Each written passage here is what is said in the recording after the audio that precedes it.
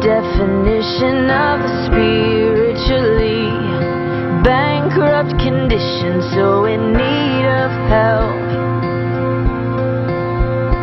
I was unsatisfied, hungry and thirsty when you rushed to my side. So unworthy, still you gave yourself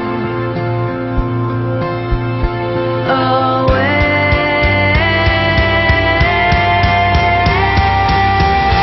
That's the motion of mercy,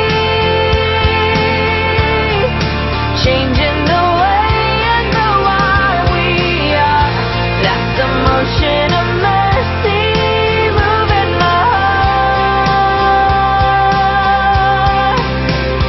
Now I'm filled by love that calls me to action. I was empty before, now I'm drawn to compassion and to give myself away.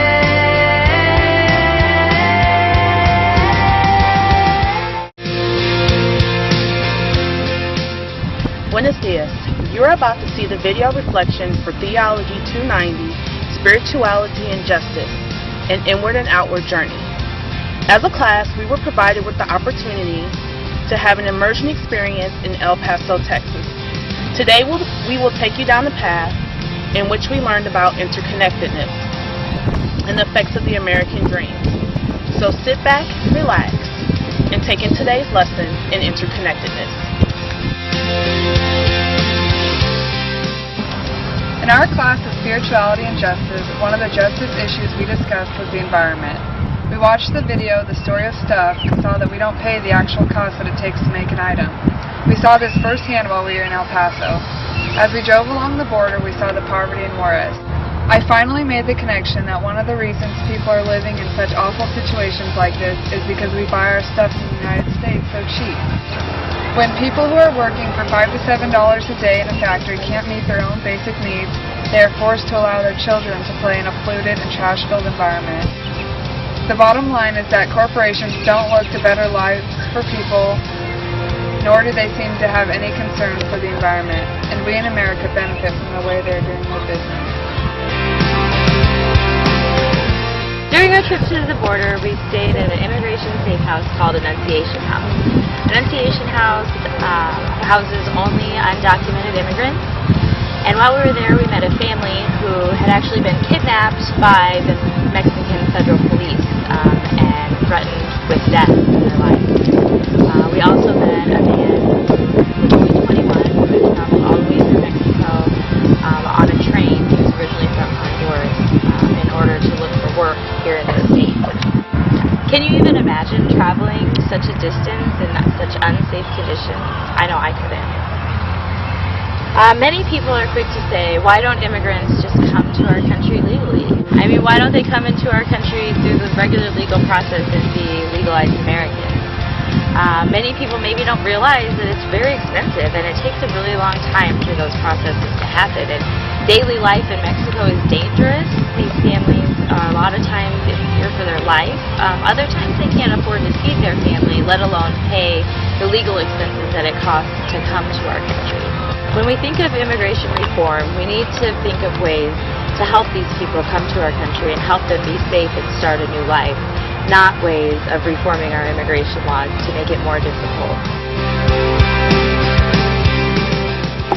In El Paso, we met Lorena, and she was just an amazing person. She ran Mercado Mayapan, which was this marketplace full of all sorts of different handicrafts made by the women.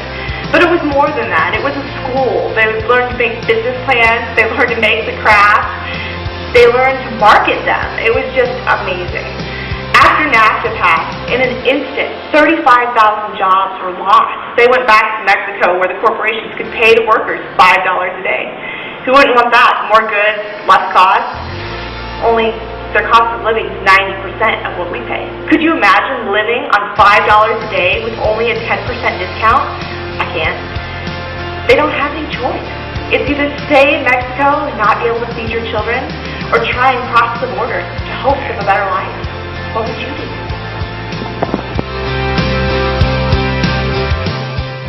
You may have heard about the violence in Mexico surrounding the drug cartels. The drug cartels transfer many of the drugs through Mexico into the United States. According to a 2011 article of Foreign Affairs, the United States is the main market, and virtually all the revenue of the Mexican drug trafficking organizations comes from the sales to the United States. Do you have any friends or know of anyone that does illegal drugs? There's a good possibility that these drugs came from Mexico. But what are the consequences? With the low wages and poverty, as Chanel mentioned earlier, many citizens are tempted to join the cartel to be able to make large amounts of money fast. The drug cartels have been known to make threats to families and local businesses to pay so much money a week. This is known as extortion. Many businesses have closed, a rise in gangs and violence, and many people leaving their homes for safety are just a few of the consequences of extortion. Many often try to seek a safe place, commonly known as seeking asylum. They often seek it in the United States, and many get turned down. If they aren't able to find safety in their own country, and we don't take them in, what will happen to them and their family? Unfortunately, they may become part of a statistic.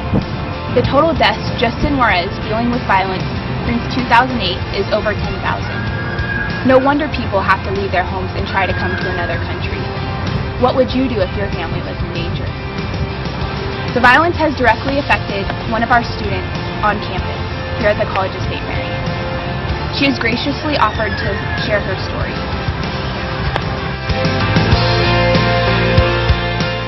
Hi, my name is Alejandra Payan. I was born in Paso, Texas, but raised in Juarez. 2 weeks ago, me and my family received a very devastating call. One of my uncles had passed away due to the violence in Juarez. He was coming late from work as a nurse when his car broke down. He got out to see what was wrong with his car when 2 men approached him and stabbed him multiple times. The neighbors saw everything but were too afraid of their own lives to even come out and take a look. It was really sad that we can't even go to his funeral or give support to my family because of all the violence in Juarez. Did you know that there are children currently in detention centers all across the United States? In fact, there are 9,000 children are currently in detention centers all across the U.S. Well, while we were in El Paso, Texas, we met with children. They're anywhere from age 5 to 10 who are currently in detention facilities. It was heartbreaking to see these children. They look just like any normal kids that you will have playing in your neighborhood. To me as a parent, one of the heartbreaking things was seeing these children being incarcerated or being labeled as terrorists. Seeing these little faces, I couldn't imagine one of my children being in the same situation. It was heartbreaking to see them. They look like normal children, just like my own kids. When I see them, I see my children. I think that the question that seems to trouble me is, how can human beings be capable of inflicting self-pain on others? As a mother, I couldn't bear the thought of my children being mistreated or being behind bars, for that matter. The question I leave with you to ponder is, how would you feel if this is one of your children? Or is it somebody that you know, or maybe a family member, and being treated inhumanely like they do in detention centers? In our class, we learned about how the way we live our lives greatly affects other people all throughout the world. And along with this, we were able to explore many different ways how to express our spirituality concerning many different justice issues like the environment and immigration, and how we can reach out to these different people all over the world. Even though some of these ways were a little out of the ordinary for most of us, we were able to come together and find ourselves and find each other and connect with each other. Like, a way that we could express ourselves was through Tai Chi, and we were able to do this along the border in El Paso, and it was great because we could find our inner selves and send positive energy and all of our prayers over to those who are being affected by the violence in Juarez. And I feel like that experience really helped us come together and helped us along our way to living more compassionately. And in class we read a book called 12 Steps to a Compassionate Life by Karen Armstrong. And it walked us through the 12 steps to really finding ourselves being empathetic and reaching out to those in need and reaching out so that everyone in our world can become more compassionate. After going to the border, I was faced with the question, what can I do? Our text, 12 Steps to a Compassionate Life, showed us how little we know and teaches us to get educated. Our class learned that the reason the drug cartels in Mexico are able to flourish is because of the large amount of drug users in the United States. In order to help this problem, we need to provide more drug education. We need more drug addiction treatment centers. And we need to consider the legalization of drugs in the United States in order to stop sending money across the border to Mexico. At the border, we saw the way we live our lives in the United States contributes to poverty and environmental disparities. How can we be more conscious consumers so we see how our choices really do affect others? If we could change our lifestyles, we could help those who are suffering. Have you ever thought how connected you are to other human beings? Well, I didn't until I experienced it myself on our trip to Paso, Texas. I noticed how connected I was with the children we had met at the fence that separates Mexico from the United States. It brought a lot of back memories when me and my cousins used to live in Juarez, and we would always play outside, not caring about the trash all over or even the threats we faced.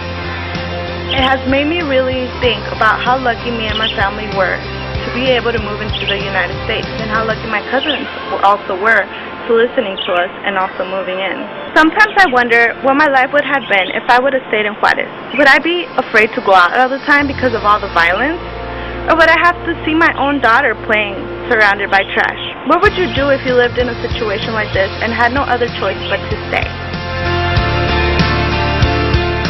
Thank you for taking the time to listen and learn about how the class from the College of St. Mary in Omaha, Nebraska learned about how we are connected to the world and the things around us.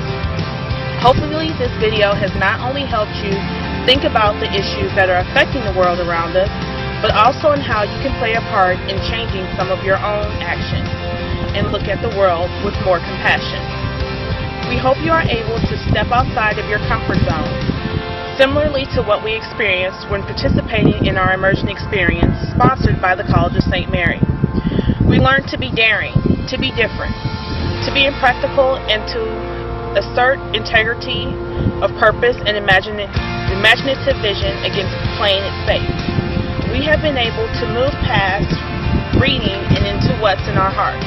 Compassion. We challenge you to do the same. For love and compassion and tolerance are necessities, not luxuries. Without them, humanity will not survive.